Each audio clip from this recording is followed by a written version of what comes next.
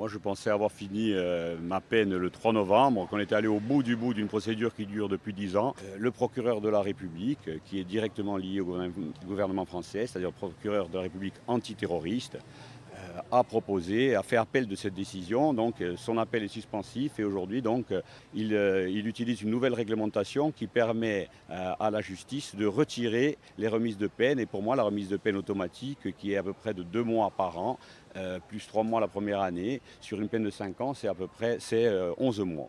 11 mois plus 1 mois et demi de remise de peine obtenue à Fresnes, ces procédures habituelles.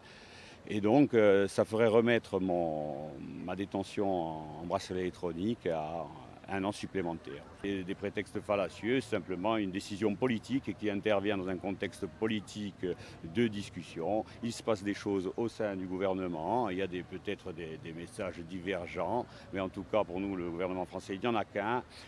Il nomme son procureur de la République antiterroriste, et donc il faut qu'il assume sa politique. Aujourd'hui, on ne peut pas être assis sur 2 chaises. Dans le contexte actuel de prétendues discussions ouvertes par le gouvernement français, ce genre de procédure n'a pas lieu d'être. Nous sommes dans une justice qui est non pas indépendante, mais en matière antiterroriste soumise au diktat de l'État.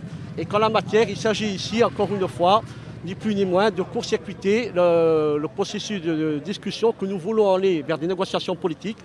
Et il est évident qu'à ce rythme-là, nous, on est en refus de rentrer dans une logique de docilisation et que, pour notre part, nous prendrons nos responsabilités dès lors que s'avérera qu'au-delà des prétendus Foucault et Colombe, le gouvernement n'a pas vocation vraiment à aller au bout de ce processus. Le gouvernement manque de hauteur et de courage politique, à l'évidence. Donc, il ne suffit pas de se satisfaire d'un mot de discussion pour aller au bout des choses.